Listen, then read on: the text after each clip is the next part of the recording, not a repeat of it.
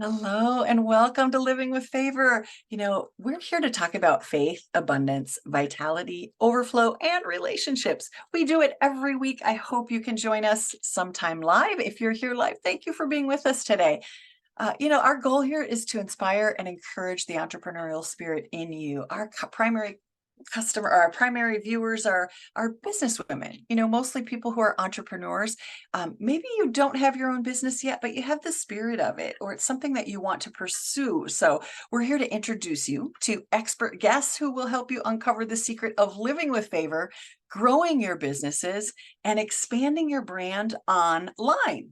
I'm your host, Lisa Mosbey. It's such an honor to be with you every single week. We grow this audience to millions of women around the world because we know when we help women, we are putting food on the tables of families. And that's our goal with this show, is to help as many women as we can around the world.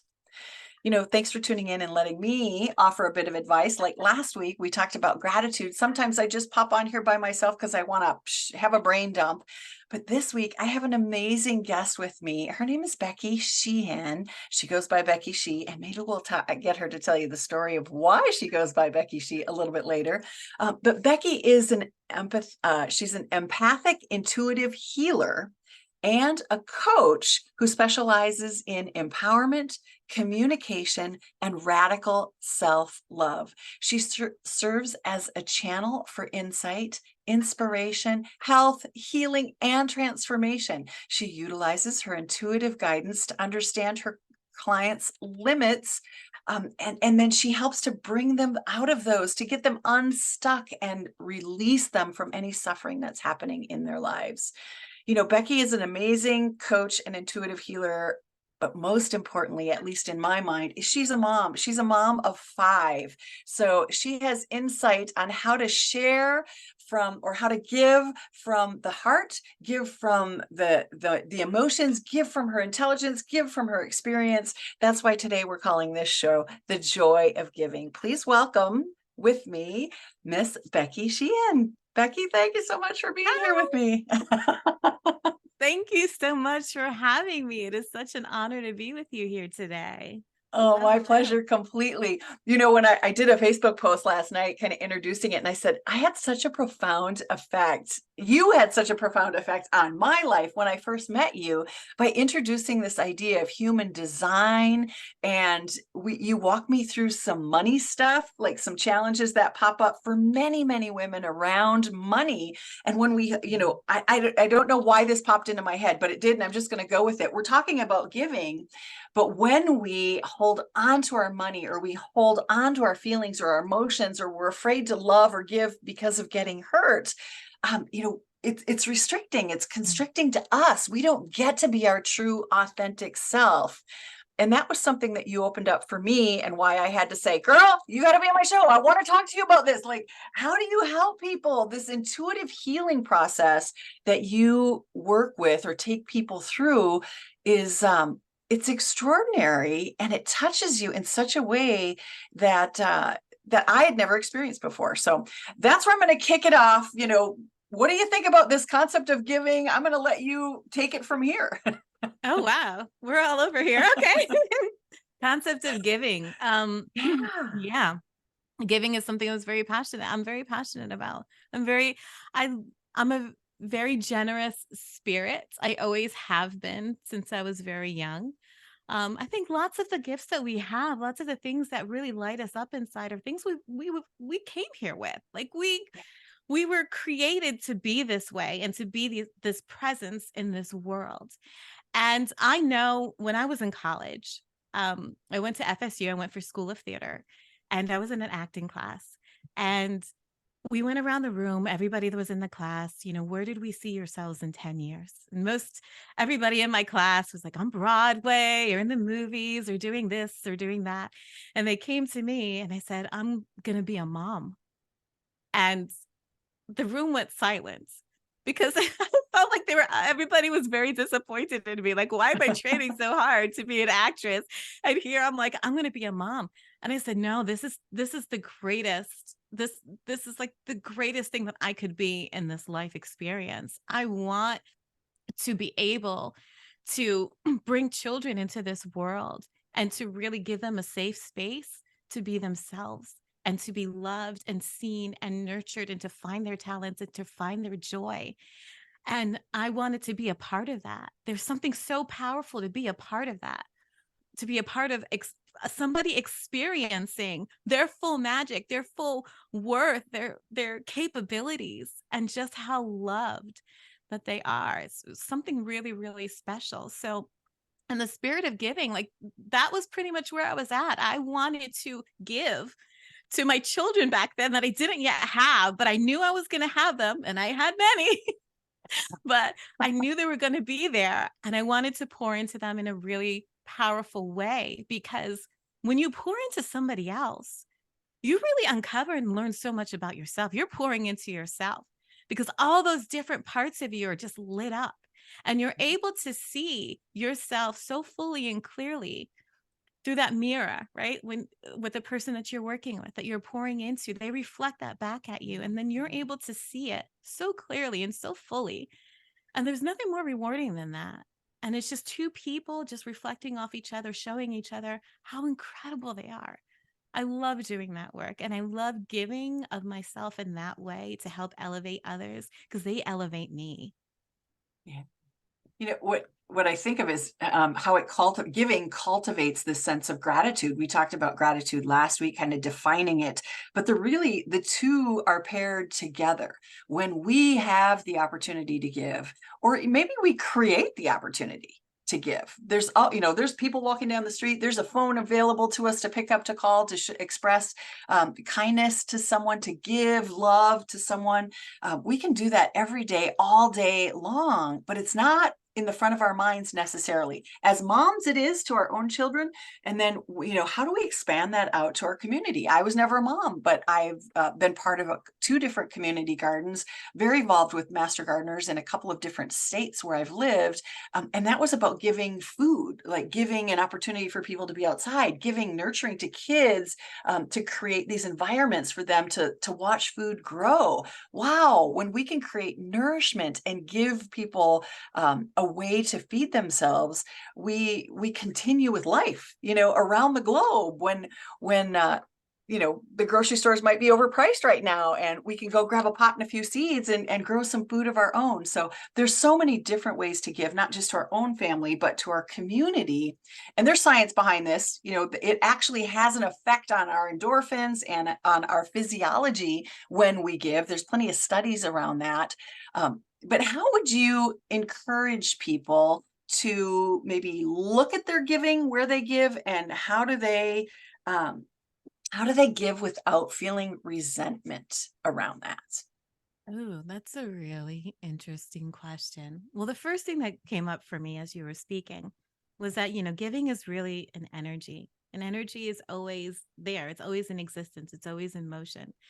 I think of like the movie Pay It Forward. I'm not sure if you remember that Yeah, movie yeah, I or the do. book, and the whole movement. Actually, it really was a whole movement that it created, where one simple act of giving really just releases all these endorphins, and you feel great. And there's something that happens to you when somebody shares generously with you for no particular reason whatsoever. Um, it's not a payment. It's just a simple act of generosity. And that in itself is something so powerful, because how often is our giving a form of repayment? Like how often do we look at the way that we give as transactional? I think Mhm. that a lot of us are trained to look at that way, and that's why we have so many blocks in receiving, where we can't really fully embrace either compliments, embrace other people's help, because we look at everything as being transactional. So what if let's just take the whole energy of transaction off the table, because it doesn't serve us in any way. Just generous giving. And it does something to you that you want to then want somebody else to experience that as a result of you, right? It could Yeah. almost kind of feel a little selfish in a way, because you look at somebody completely different who's so generous and so fully giving of themselves. In that moment, they're your hero. Like, they have like the whole little halo over their head. They're like this angelic being in your life. And you're like, I want to be an angel in somebody else's life too. Where in my life can I be that being for somebody else. So you look for opportunities. And when you are able to transfer that and like pay it forward, then you get to like have both sides of it. You get to be somebody's angel, and you are receiving the gift of somebody else pouring into you. And you just see it continue to go forward and go forward. It's meant to be spread. This energy of giving is meant to be shared, and it's meant to create waves and ripples outward. When we're in receipt of givings, generous giving, and we're not really allowing that energy to kind of flow through us and outward, it gets stuck and blocked. And any sort of energy that gets really stuck and blocked within your spirit, within your body, within your aura, however you want to look at it, it creates problems. Like it, it kind of helps create blocks for you. Um, the way I look at it, for really connecting with your full sense of self too. Mhm. Um, so yeah, I'm all about the energy of giving. You have to, and it's the same thing with the energy of money. All energy needs to flow. There's something so powerful when you allow the energy of something really amazing to flow through you. Because as it flows through you, you're also inviting in more, because energy loves to be in motion. Energy craves motion. It wants to be free. It wants to be flowing. It doesn't want to be blocked up and caged up inside, because then it can't create. It has nowhere to go. It can't do anything locked up inside, whether it be inside your spirit or being, whether it be inside your mindset or beliefs. It can't really create anything from that space. It needs to be in flow. And so this feeling of just giving and allowing that energy to be in flow serves you in so many greater ways, and it serves the world around you. So how can it get anything better than that, right? It's amazing. Yeah, it encourages generosity in others. Yeah, I love that. It also inspires other people to give. When you mention the movement, I think of at Starbucks, where the one person buys a cup of coffee for the next person, and maybe it wasn't Starbucks, but I know that there was a coffee shop. I think it was Starbucks, and they just kept going, and all day long, the people in front bought the next car ride, their coffee all day. There were those things that kept happening. What came to mind when you were mentioning that is this is the time of year my niece had a young son pass away in November. Tomorrow, I believe, was the anniversary. And one of the things that we as a family do, we're in the Orlando area. My sister came up with this idea, and she bought all sorts of little gifts. And we take the kids to Disney, and the kids do what they call pixie dusting, where they seek out other children and they give them a gift. And then attached to that gift is a little card that says, in memory of Memphis and his birth date and his death date. He had celebrated his first birthday at Disney, passed away 7 days later. And so it was like, it's this extraordinary movement to see how the kids light up when they get, oh my gosh, did you see how happy they were when they got that reindeer, when they got that teddy bear, when they got that little Mickey Mouse. So under the beds at my sister's house, she has all these gifts because she buys things, finds little trinkets and gifts after Christmas time. And so we've done this for a couple of years now, and it's amazing to see our kids, that my nieces and nephews, her grandchildren, how they respond, how they feel. Exactly what you were talking about is like, you're doing the giving that you almost receive more than what you give. From where I see, I believe that you receive more than the person who's getting the gift, because of how it makes you feel, how it releases these endorphins, and how the science behind giving can affect our health. And I've heard stories where cancer people who are managing cancer, they go to the hospital and they start helping other people who have recently been diagnosed, or other people who are struggling with it, and they start to heal. Like it has an effect on them in this profound physical way, to start to heal their body, because they stop worrying and being stuck in their own energy of what's going on and go serve other people. Not to say that it cures it, but their quality of life starts to improve, rather than being stuck in the energy of I'm sick, poor me. And they get out of that energy and start to give love and compassion and kindness to other people, and it changes their physiology, their emotions, and their physiology. Have you have a story around that and any experience? This might be a place where you want to plug in the last name change, because I think that's Oh, another great energetic story. that kind of, it's a gift to you that you receive from your son. Yeah. Thank you for opening up the opportunity for me to share it. So, as you can see, my name is Becky Sheehan. I go by Becky She, and the reason why it's a name that my son kind of gave our family, kind of knighted our family with. I have two kids on the autism spectrum. My middle child was nonverbal. He was a little bit more severe in how he presented. So he was nonverbal. When he began to talk around the age of 5, he already knew how to read complete full books. He knew how to speak. He knew how to communicate. He had such amazing therapists that were really giving, and they poured into him. And I remember before I go into the story, I remember this one amazing time where my insurance, I was on Medicaid at the time. We had to make a lot of life changes in order to find an insurance that would cover my son's therapy. That's a whole nother story, their journey. But we were Mhm. on Medicaid at the time. Medicaid sometimes has this tendency to just kind of drop off without notifying any of Yeah, their clients. Like all of a sudden you lose it and you don't have it you're and you done. have to go to reinstate it right again. So he had therapy every single day, very intensive therapy. He was still nonverbal at the time. And we went in one day and they were like, the Medicaid's not working. You have to go through that again. And I was told it was going to be a couple of weeks process. And I really didn't want him to lose that momentum that he was gaining. So his therapists were like, don't worry about it. You bring him in. We got him.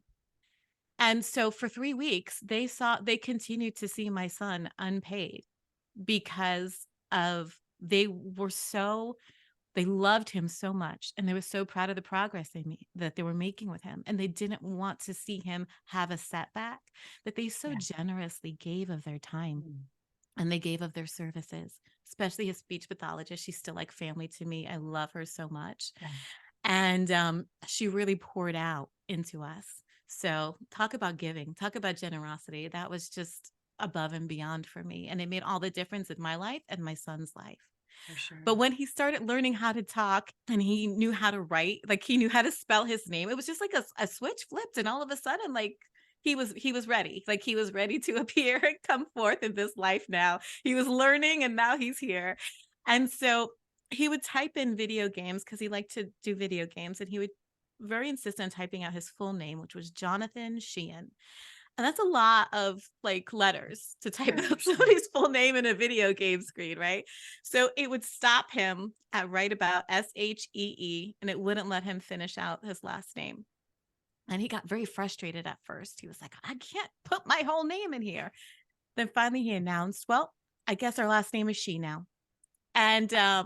And he started referring to himself as Johnny She. And then he started referring to everybody, his brothers and siblings and stuff, as Mommy She, Daddy She, you know, and it was momentum. Like we were having fun with it. We thought it was adorable. We thought it was cute. So now for 16 years in our family, we all refer to each other with the last name She. We rarely use our full last name in our household. So just to have the energy in my business and my practice, to have my family kept even closer to me and connected with me, I decided to go with beckyshe.com for my business and kind of my business name. It's an honor to my kids. It's a way to really sort of celebrate not only them, but the woman they helped me become. Like I wouldn't be doing all this today if it wasn't for having the privilege of being the mother to my kids, because they've taught me so much about life. They taught me so much about myself. Um, and they taught me to really sort of look at the world in a different way through different lenses and be appreciative of that. So there's so much that they've taught me and helped me grow into my own sense of self, that just Uh, honoring them in that way, it just means everything for me. yeah.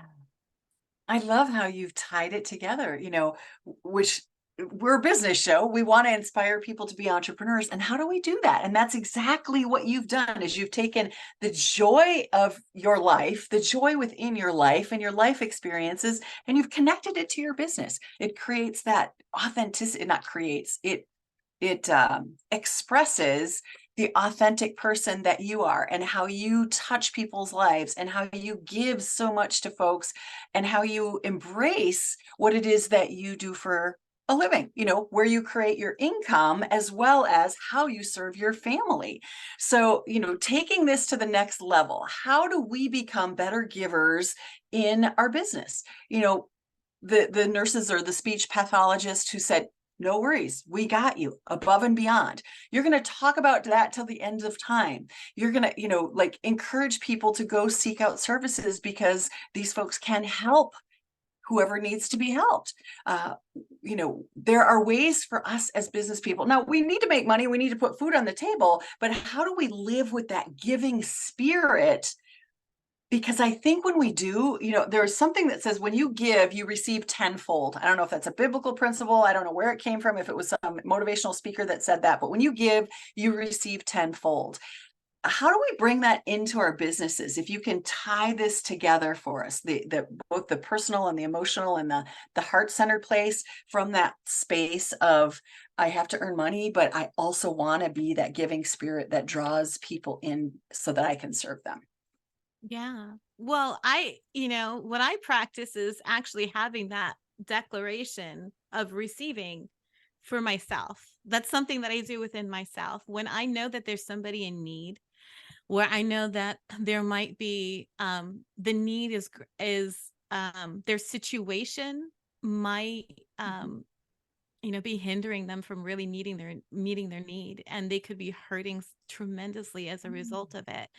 I want to meet them where they're at. I want to open up opportunities to work with them. I want to find creative solutions that, and at first, to see if we could, serves us both. But Yeah. really, when it comes down to it, is like you want to be in those situations where your empathy and your compassion, I try to lead with that in everything that I do. So when Sure. I'm meeting that sort of um situation, I ask God, the universe, creator, however you want to refer to whatever energy is out there that is co-creating with you in this beautiful life experience. I invite that in and said, I'm going to pour out into this person. And I hope, and it is my intention that this comes back to me somewhere. It doesn't matter what that looks like. It doesn't matter if it comes back as money. If it doesn't matter if it comes back as a person stepping in for me the same way that I'm stepping in for this person. That's really intense and beautiful too. It doesn't matter what that looks like, but you ask of that. You make that request. I think that a lot of us um we forget our own power, right? We Mhm. forget that we have this beautiful creative power in this life. You know, I love all religions. I was raised as a Christian. So I always hear you're made in the image and likeness of God. That you have creative power in this life experience. We have free will, creative power. God's here to meet with us. Creator's here to meet with us and create something amazing in this life experience. And we need to invite whatever it is that we are seeking, whatever it is we are needing. We kind of have to speak that out for ourselves. And when we can do that and we can speak it out and we have this, this faith and this awareness that it's received and it's been heard, it creates the space for us then to be so much more generous, I feel like. Because you know, okay, I asked for it. I know it's going to come back to me. I'm now free to pour because the more that I pour into this, the more it's going to come back to me in some beautiful divine way, whatever that looks like, whatever comes up in my time of need. I know it's going to come back to me, and it gives me more freedom to be more giving of my time, of my heart, of my compassion. Um, yeah. Are there any gratitude challenges, things that you have to overcome to be able to give sometimes? Oh, well, besides the besides all the belief work behind it being transactional, or another common belief is that, especially with very empathic people that have just such beautiful giving hearts, um, you know, there has been histories, or instances in our past where we, our giving hearts have almost been taken advantage of. And there's a Sure. lot to heal with that mindset and that belief. There's a lot of people that are kind of scared or kind of like, Yeah. hesitant to be so generous because they had been taken advantage of and disrespected or not seen or kind of or feel used in some sort of way. And that's a really most of us have that to some capacity if we're honest, but we have those experiences.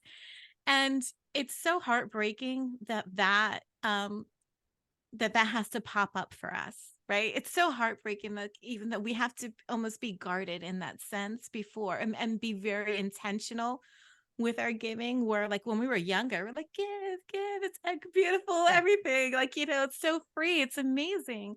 And then as you get older, and you might have been in more situations where you've been burned by people before, it can harden you a little bit. And that's what I work with a lot of my clients of, is kind of releasing all those beliefs to get us back open to that free state of being. But I'm even guarded in so many respects too, where I have to be very intentional about how freely, or not how freely I give, but what my expectations are. And I think that's a really amazing thing to ask yourself. What are my expectations for the result of me giving? Am I expecting anything in return? Am I expecting something from this person that I'm pouring into? Am I expecting something from the universe? Yeah, maybe I am. There's no right and wrong with it, but to really sort of understand what your expectations are and being okay with that. Like, does that feel good to you? Or does that feel something or is your expectation maybe not a real accurate reflection of who you are? And it doesn't quite feel that good. And so how do you transform that within yourself? So how do you transform your expectations so that it aligns with you and it feels good to you and is a beautiful reflection of who you are and who you're here to be? Love that. Yeah. Oh my gosh. The half hour goes so fast, but I want people to be able to connect with you. And then we're going to stop the recording and jump into Q&A. Reason to be here live with us, folks, is because you get to go a little bit deeper. But Becky, where do people find you? They can find me at www.beckyshe.com. It's my newly launched website.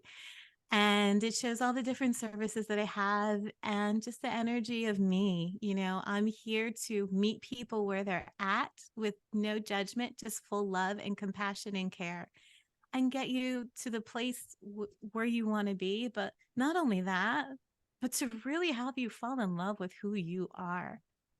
And because we are beautiful, amazing individuals, and we came here to live in such a big and bold way. And whatever it is that's keeping us back from doing that, because we all have stuff, even healers, everybody, we're always uncovering different layers of things. I didn't know that was hidden there. That's interesting. I didn't know I still had that. That's interesting. We're all healing together. We all have stuff. But just to be able just to really see ourselves and embrace ourselves with such love and compassion, um, that's what I'm passionate about. That's what I'm about. And that's what I help to bring to all of my clients. So check me out, www.beckyshe.com. Thank you. Perfect. And that will be in the show notes as well. We'll have her contact information in the show notes. So if you didn't catch it as she said it, go ahead and look at the show notes. In the business world, giving can take so many forms, like providing excellent service, offering quality products, or supporting community initiatives. These acts not only build a positive brand image, they also foster customer loyalty for your business, if it's authentic and true. If it's not, people are going to know it. So figure out where you can give today. Is it just giving a compliment? Is it giving a smile? Is it giving somebody a helping hand, giving somebody a job, or giving somebody a gift? It doesn't take a lot of money to be a giver. And we receive so much when we can give of ourselves, of our time, of our heart, of our spirit, and sometimes of our money. If you are ready to expand your business and make a mark on digital media. I would love to chat with you. Pop on over to lisamosbey.com and grab some time for us to chat and dig deeper into your business, how we can actually promote you on social media and get your message out there. It's always a pleasure for me to share a bit of advice. We're going to continue on streaming this and having some Q&A. Hopefully you can come on back next week. I have Becky as a guest one more time, and we're going to be talking about grace as we transition from Thanksgiving into the holiday season, at least here in America. I know other people celebrate Thanksgiving at different times throughout the year, but we're in November, and we're going to be transitioning from Thanksgiving into the holidays, and we're talking about grace. So I hope you can come on back.